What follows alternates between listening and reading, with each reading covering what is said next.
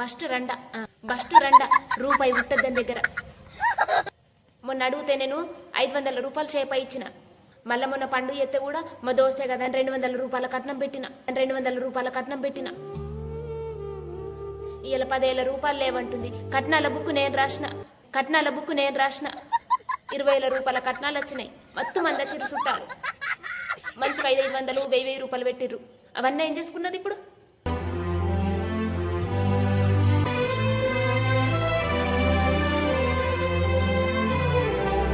మొన్ననే పండుగ చేసింది, ఇప్పుడే ఖర్చు అయిపోయినాయి 20,000 రూపాయలు. అందుకెళ్ళి ఒక 10,000 ఇస్తే ఏమైతుండే?